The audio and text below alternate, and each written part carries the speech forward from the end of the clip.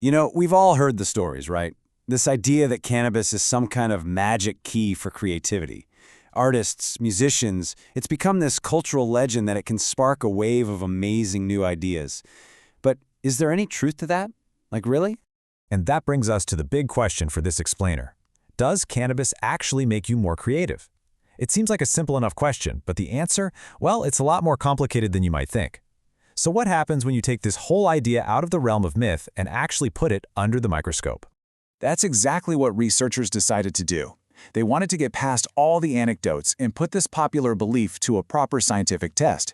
And honestly, what they discovered might just change how you think about the whole cannabis creativity link. Okay, so to get to the bottom of this, a team led by Christopher Barnes over at the University of Washington came up with a really clever experiment. Because, as you can imagine, trying to test something like this is, well, it's pretty tricky. So check this out. Right off the bat, they hit a huge roadblock. Because of university policies and ethical rules, they absolutely could not ask people to use cannabis, and they definitely couldn't provide it for them. So how in the world do you study the effects of something you can't even ask people to use? Well, you have to get creative yourself. So here's the brilliant workaround they came up with, a natural context study. First, they just recruited people who were already regular cannabis users. Then they split them up. One group had to do a couple of creativity tasks within 15 minutes of using their own cannabis, right there in their own homes. The other group, the control group, did the exact same tasks, but they had to have abstained for at least 12 hours. It was a genius move, really, because it let them see the effects in a totally realistic setting.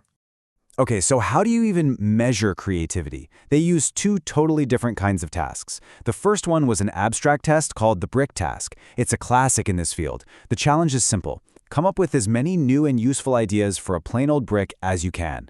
Then they did something more grounded, the band manager task, where you have to pretend you're managing a band and brainstorm new ways to make more money. All right, so they had their setup, they had their tasks, so what did they find? This is where it gets super fascinating, because a huge gap opened up between how people felt and how they actually performed. So the very first thing the data showed was a big shift in mood. The participants who had just used cannabis, they were way more jovial, just happier. And this good mood had a really interesting side effect. It made them think their ideas were absolutely brilliant. They even rated other people's ideas as being more creative too. So that's it, case closed, right? Not so fast. Because here is the big twist. All those ideas that the participants came up with, the researchers sent them to a panel of impartial third-party judges to rate them for actual creativity. And the result? Well, as the study's lead researcher, Christopher Barnes, said himself, we did not find a relationship between cannabis use and that creativity. Oof. Let's just put this side by side for a second, because it's a huge deal. On one side, you have the feeling. People were happier, and they thought their ideas were top-notch. But on the other side, you have the reality. When judged objectively, those ideas showed zero measurable boost in creativity. It was this massive disconnect between perception and performance. In other words, they might have felt like creative geniuses, but their actual output didn't change. It kind of suggests the main effect is just lowering your inhibitions, not actually sparking better ideas. So, what does this all mean for that age-old idea that cannabis is this great creative enhancer? Well, that leads us right to the study's pretty sobering takeaway. The key conclusion is this. Cannabis can definitely make you feel more creative, but, and this is a big but, this study found zero evidence that it actually makes you more creative. Now, there's another really important piece to this. The study also found no evidence that cannabis harms creativity either, so it wasn't a negative, it was just neutral. But of course, one study is never the final word. That's just not how science works.